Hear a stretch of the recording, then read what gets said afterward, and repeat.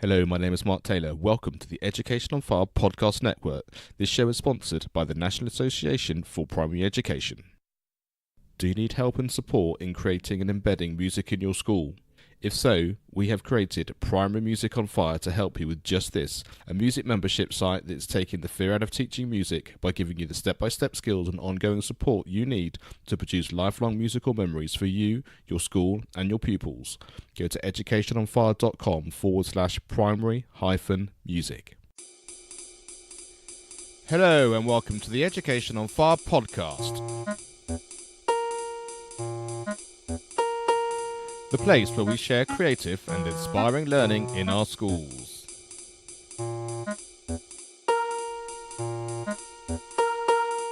Season 6, Episode 91.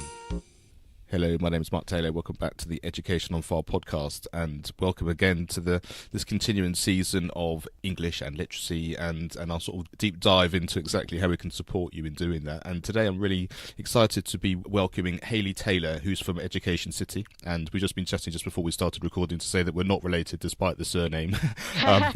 But welcome, Haylie, and thanks so much for chatting to me today. Thank you very much for having me. I'm quite excited. Fantastic. So give us a little bit of background about your professional, because I know you started as a teacher, and how you sort of got involved in EducationCity and sort of fill in those gaps for us. Okay, so I actually started as an architect. I worked as a junior architect for a couple of years, but when just something doesn't feel right, and obviously I'm very much a people person. I talk to everybody. Architecture isn't like that. So I began volunteering at a secondary school in Leicester. And then they offered me the job as a TA. And then it just kind of worked my way up from there. I worked as a HLTA, a TA for special educational needs. And then I became a primary school teacher. And then within that, obviously, my interest in special needs was sort of inspired from my first job. I got my master's in special educational needs. And then by this time last year, I just kind of hit that point where it was like, okay, the only place to go from here is to become a head teacher or, a deputy head. And I really felt like my place was with the children, with the teaching. So I decided to look for an alternative challenge. And now I work at EducationCity, doing my job, which I absolutely love. And so can you take us through what is EducationCity and what is your job, and how do you still have that opportunity to interact with everybody and, like you say, have that sort of social element, which you obviously really enjoyed? Yeah, well, as I say, like many teachers nowadays that are leaving the profession of teaching, I think the working week became an awful lot, essentially, in terms of paperwork. And I said to everybody here when I came for the interview, I'm leaving teaching because I don't enjoy being a teacher anymore. It's not because I don't enjoy teaching. And there's that whole aspect that, a good sort of 80% of teachers' working week now is paperwork. And I joined EducationCity after using it for a bit and realising, firstly, how fun and engaging it is for children, but actually how useful and time-saving it could be for educators once, their eyes have been opened to it. And now my role is to support EducationCity in developing the learning resources and any tools that are created, but also in assisting with integration into schools and training educators on how to use EducationCity in a way that I envisage for them. So I tailor each training session to suit the needs of that particular school. So that sort of personalisation, I guess, is really key, isn't it? Because sometimes people find it hard to fit into an existing system and they think, well, that's fine, but I'm not sure about this, or I'm doing this, I'm not sure how that fits. So to have that personalisation, I guess, is a real asset for you. Oh, yeah, definitely. Yeah. And, contacting the schools beforehand and sort of saying, okay, what is it that you want from me? Do you want to look at everything? Is there a specific focus? And finding out what particular programs of study they already follow and how we can tie in with that. So they're not using us as using EducationCity as a separate entity. We're actually there supporting what they already do. So can you give us some examples of how schools are using it and exactly how it sort of, for those who literally have never heard of it before, could actually envisage it being used in their school or in their classroom? So, Education City essentially is an interactive teaching and learning tool for every type of educator and learner. It's predominantly aimed at pupils from age 3 to 12, so primary setting. It's completely aligned to national curriculum and really, really useful in providing like a continuity in learning right from preschool up to leaving primary school at year 6. We're actually celebrating 20 years in education in September, which, is quite fun. But the idea behind Education City is that there are different tools that are there to cater for different areas of the curriculum and for different learning styles as well. Obviously, children will learn in very different ways. You can't sort of group children together and they're all going to copy this. And that is one of the things that's so good about Education City is that they have different tools to cater to those. To name a few, we have some really useful tools to support discussion and debate skills.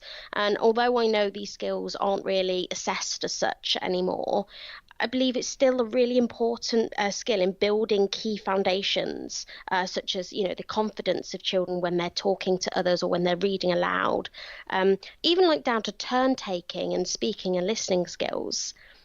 We also have interactive activities that will talk children through base skills to introduce a new unit, or for any children that have massive gaps in their learning, these can be used to fill those gaps. And a lot of our activities actually support independent learning as well, so enabling learners to learn through their own pace. So it really then sort of gives you sort of an overarching idea of being able to visualize in terms of what you're learning or how it's fitting together and how you can sort of see that learning progress, I guess, especially like say if you can chart it all the way through from the beginning all the way through to when you finish primary school. And Oh yeah. and specifically sort of English and literacy that we're talking about on this season, how would you, if I was saying, well, we're having a particular sort of English focus at the moment or literacy focus, or I guess even maybe we're going to use a certain topic within that area to do it, how would you then sort of suggest using Education City to sort of support them to do that as an actual example? I can give you an example of, the tools that we have available that support so many different areas of English or literacy. We have tools that encourage handwriting and writing skills. I know handwriting is a massive thing nowadays, but you're building it right from that EYFS right up. So it's starting them very young in sort of a game format, so that children are learning when they don't realise they're learning. And I say all the self-mastery skills that we have available, the children are learning how to learn, essentially. We do have tools for phonics, we have tools for spelling, we have tools that actually go right up to children being able to put together quite complex sentences, understanding different punctuation types, how to create an expanded noun phrase. So it starts, say it's that continuity of learning, it starts right from EYFS in terms of the phonics and the spelling skills, and it goes right up to year 6 in terms of being able to write about different genres. There are so many tools. I would kind of spend a good hour just talking to you about all of them. Does it mean that each child needs to have access to an iPad or a handheld device in order to access it, or can you do it through whiteboards, or how does it practically work? It worked both ways, actually. We've got tools that are designed for the educator to use with a small group of children or with a whole class. But then there's also tools that are there for the children to use on either laptops or, at the moment, I know everything is being updated so that it can be used on an iPad or a tablet. So we like to keep up to date with everything that's going on, and obviously with children's learning, because so many children now have an iPad at home as opposed to having a laptop or a home computer. So it's being able to follow through with that because, we have a home access as well. So the children can take their learning home with them. I was just going to say that really is quite an important, I think, certainly for my kids sort of going through school as well. Just sometimes when you sort of capture their imagination at school in what they're doing, for them to want to show you later or to sort of, oh, we've been doing this and I can carry it on now. Not in that kind of, this is your homework, get on and do it kind of thing, Yeah. but in that sense that it's just, it's just a bit of a blurring, really, in terms of I go to school to do X and I come home and do Y. It's that, you're learning all the time, and it can sort of ebb and flow a little bit. And I think when it's a very supportive way, which is an enhancement of everything that's going on, that's a very different feel than, like you say, just being taught in school and then homework at home. And I think having, I guess, sort of these sort of organisations where the name just can, like say, be synonymous with both, just education generally, rather than being in school or being at home. Well, yeah, exactly. That's it. And and for the very reason we do call the homework side of things, when we refer to it, when I do like the on-site training sessions, I call it home learning, because it isn't homework. Yes, by all means, teachers or educators can set pieces of homework for the children to complete at home, but it's the home learning aspect. It's the fact that children then want to go onto their iPad or laptop when they're at home and actually have a play. So many of our activities are playful in a sense. They're fun, they're engaging, but they are playful. So the children don't realise that they're learning at that point. They're continuing on. And we do have interactive online game for English, maths, and science, as well as the languages. And doing those with the children absolutely love them. Again, they don't realise they're improving their spelling skills whilst they're doing it, or their phonics skills whilst they're doing it, because it's so much fun. I definitely feel that sometimes I think there's a real sort of understanding that can be gained from that idea, is the fact that, as teachers, as educators, as organisations, we have this overseeing view of kind of, we want children to be learning to read and to write and be educated in the things which are going to be essential to them as they grow up. But when they don't feel like they're being educated because they have to be educated, like I say, that's when the whole understanding for them and the feeling for them is very different. And yesterday I was at the music and drama education expo in London, and I went to one of the stalls, and it was about music theory. I mean, and you can't get what you would perceive to be anything more studious than learning to, the notes and the key signatures and all that kind of thing. And the books were beautifully produced, all the way from the very beginning all the way up through to sort of grade 8, which is even baffled me as a professional musician, which is slightly scary, but that's a whole nother story. But one of the things they'd also produced was a set of apps that go along with this study, and it was all game based. There were sort of leading scores as playing against people within your class or people within your organisation that you were learning with, and moving things around, and all the things that you do in that game format on apps and iPads all the time. And I just thought it was a very clever thing to do, and I think that the sort of combination of kind of organisations and technology and the more sort of traditional setup of being in school, I think as they start to merge and work together, then it really helps, I think, to sort of, like you said, as we were talking about before, to sort of merging that sort of home perspective of life and also the more traditional learning side as well. Oh, completely. I mean, going back to sort of EducationCity tools, although we don't have modules for topic work, sort of history, geography, we have so many English tools that can be used for cross-curricular learning or blended learning. So again, when you get a child so enthused by a topic, I remember when we did World War II, I converted my whole classroom into a World War II bunker. And then the writing that I got out of those children was phenomenal, because they were able to empathise and they were able to put themselves in the shoes of those soldiers or those children at that point. So we do have an awful lot of cross-curricular tools that can be used for history and geography, from World War II right up to the Romans.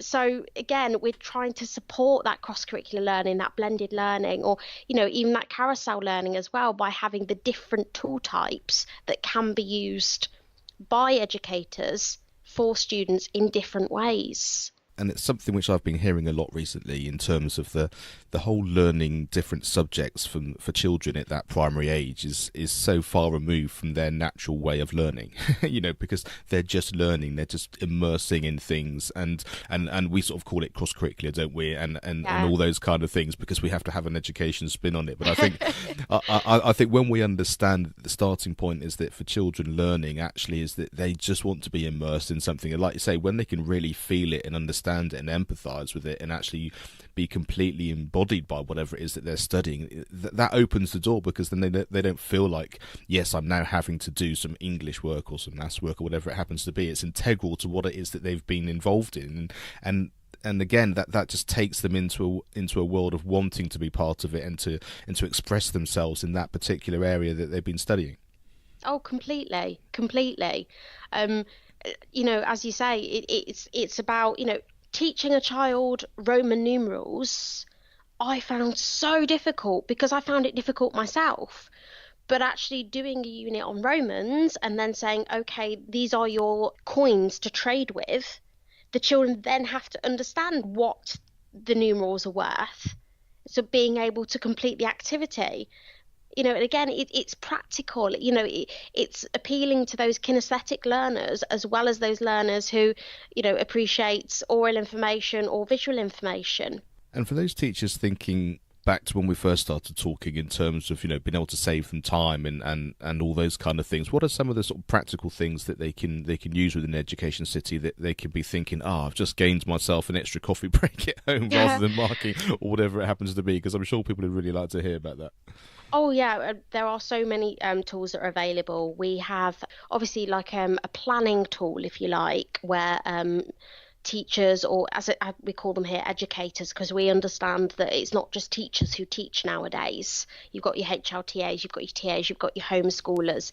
So many people teach. So we do call them educators, but they are able to put different content types together in almost like a planning folder, and then use that folder for themselves, give it to another member of staff, because we understand nowadays that you can get 2, 3, 4, even 5 form-entry schools. So being able to share that information with another teacher is vital. They can also then publish those folders for the children to do.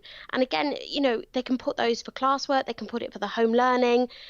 So then all the children have to do is log on and it's there.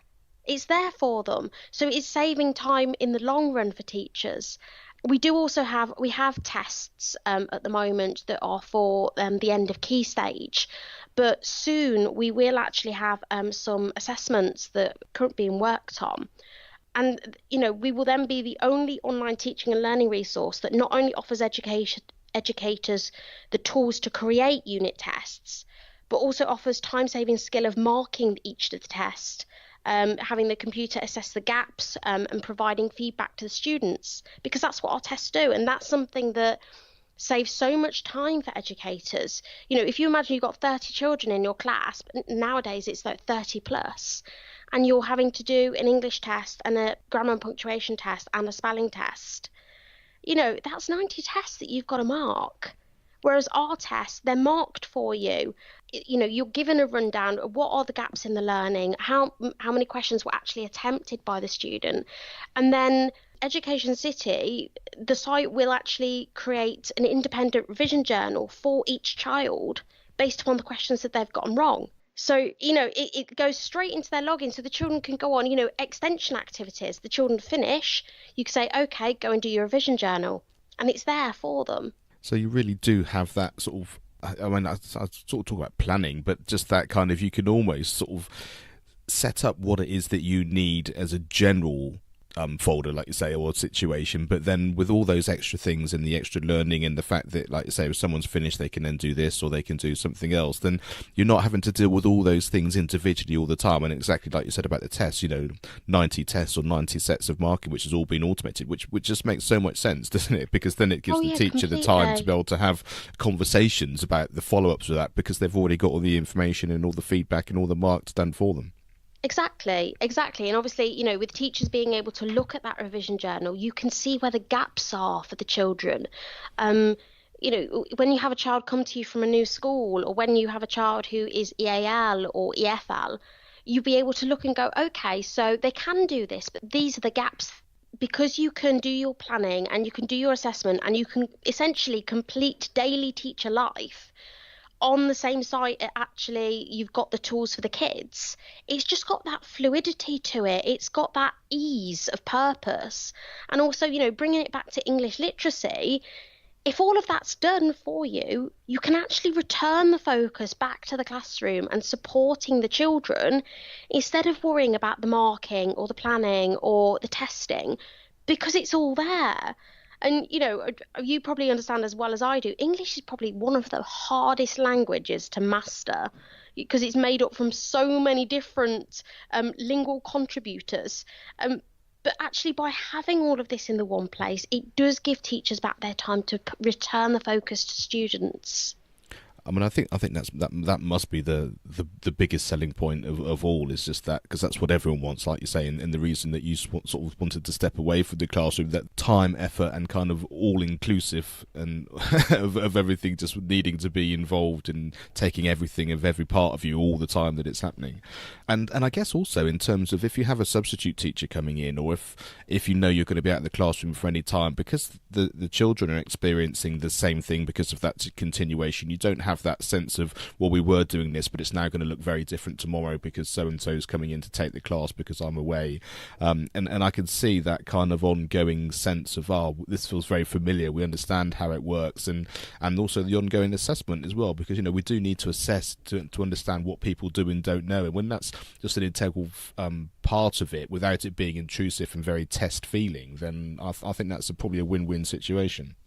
Oh, exactly, exactly. And, when I go to the on-site sessions, I make sure to say to them, set up a supply teacher account.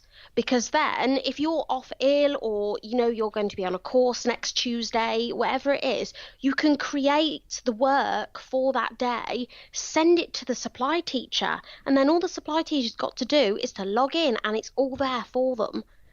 And I guess they can do that at any point as well, can't they? So it's not that kind of turn up in the morning and then sort of have a very quick debrief and then away you go. They can actually, if they want to plan and they want to just have it, they've got more notice than that, then they can actually feel more secure themselves, which I guess all is going to aid the quality of the day for themselves delivering it, and also for the children in the school as well. Oh, exactly. It continues that continuity of learning that children have started a unit using Education City. They carry on through that unit. The supply teacher's there, and it does get to a point that the children end up knowing more about Education City than the teachers do. They say to you, oh, you have to click on that button there, and it shows you this. We've got a couple of hub schools that actually use Education City every single lesson without fail, and we've walked into a couple of those lessons before, and the children have gone, oh, now click on that, miss, that will make that work, or click on that, miss, that's where you get the volume from. And it is becoming an age where children, give it 20 years time, children will be coming to school with iPads, not notebooks. Yeah, I mean, it is just an integral part of everybody's life, isn't it? From the having basically the world in your pocket on a smartphone to everything else. Children just expect that is an integral part of what their day is going to look like, or not even think about it. It just is, because that's what they've always been exposed to and what they know. And I think that's only going to increase as we go forward. So I think using it, or having a tool which works brilliantly for what you're trying to do, and for it to be a safe and user-friendly environment, is just, that's really the goal, I guess, for you. Oh, yeah, exactly. And, I've said to these guys as well, if I knew half as much as I know about Education City when I was teaching, I'd probably still be a teacher. Wow. Yeah. It just is. It's one of those tools. I get so passionate about it because I know what teachers are going through. I know what TAs have to do in terms of intervention because I've been there. I've done it. So if I can at least get, teachers where they're using it, how it can be used, then it makes me happy because I feel like I've given them a bit of their life back. Yeah, and it's that whole thing of working smarter rather than harder, isn't it? And then, like Exactly. you said before, you can put your efforts where you need to be. And is it something which a whole school needs to really sort of buy into? I mean, sort of figuratively and literally, in terms of it becoming part of the fabric of how they all learn, or is it something that you can do class by class? I mean, how do you sort of generally see it? I mean, obviously it can be done class by class, but personally, again, I keep using that same phrase, the continuity of learning. Yeah. If you've got the EYFS children working on, even just having the screen open during the class time and the children are working on it there and then, they go into year one, they know the characters. they know which buttons to press for what it does. They move into year 2, they're understanding the learning slightly more, and they understand how to educate themselves because they're used to everything on Education City. And then by year 6, they know exactly what's going on. They know how to inform themselves if they don't understand something. They know how to boost their knowledge about something. Again, it's that teaching themselves how to learn. And that really is the direction I think that everything's going to head towards. If it is already, but just that sense of, information is there. As long as you know how to access it and how to learn about it, then that's the most important thing that we can really teach. And then it also opens up, like I said before, about the space for that human interaction between the teacher and students, because then you can have that slightly broader conversations about life and how it fits in. And so the actual sort of literal learning from an academic point of view is slightly sort of taken sort of 180, in as much as you can teach yourself certain things, we'll impart what we need to impart, and we can discuss it and we can pull it apart in our own way, and probably more individually, which I think is probably the key. So you've got the individual learning from an Education City point, but you've also then got the individual learning in those conversations between teacher and pupil as well. Exactly. Fantastic. So if people are excited about this, if I can just sort of see sort of minutes and hours of teachers' lives sort of suddenly being given back to them, which I think is a good enough reason to check anything out anyway, despite all the great tools and features you've said about, where's the best place for them to go and check it out and find out more about it? Well, go on to educationcity.com. You can find out more information there. There's an email, there's phone number. But yeah, like most things nowadays, Google it. You'll be able to find out so much information just by having a look, and then obviously you'll be able to meet the characters that way as well. And if they invited you to come in, sort of, you said about sort of coming in, doing a sort of a workshop and showing how it all works, does that sort of just give them an extra kind of understanding of what's involved and sort of a user interface insight, I guess? Yeah. And I mean, the fact that when I'm there in person, they can sort of say, well, what does that bit do? What does that bit do? Can you show me one of those? And so I'm answering the questions there and then, as well as having built that sort of tailored training to what their needs are. I'm saying, okay, well, let's have a look at one of these. What are you doing at the moment in maths? Okay, well, let's have a look at one of these. What sort of genres are you looking at in English? Okay, well, let's have a look at one of those. So it is very much tailoring to the needs of that school. So EducationCity.com is the place to go and have a look at that, and we'll have both the links to the website and Facebook and all of that on the show notes. And from there, if you go to educationonfire.com and in the search bar just put Education City, we'll have the show notes and all of those things there for you to check out as well. So Haylie, thanks so much for chatting to me. It's been really interesting. It wasn't something that I'd come across before, and before we'd actually started discussing coming on the podcast and checking it out, and I've been really intrigued as to exactly how it works, and that it sounds like a really great tool and a great asset to the not just teachers, but in terms of the way education is progressing and developing for the benefit of everyone. So thanks very much for being on the show. No, not a problem. Thank you very much for having me. I hope you enjoyed today's episode. I just wanted to remind you that we have some free downloadable English and literacy resources that have been given to us very kindly by teachingpacks.co.uk.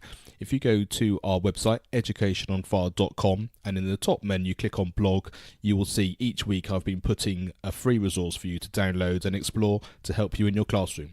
Thanks for listening, and we look forward to chatting to you soon. Thanks for listening to the Education on Fire podcast. For more information of each episode and to get in touch, go to educationonfire.com. Education is not the filling of a pail, but the lighting of a fire.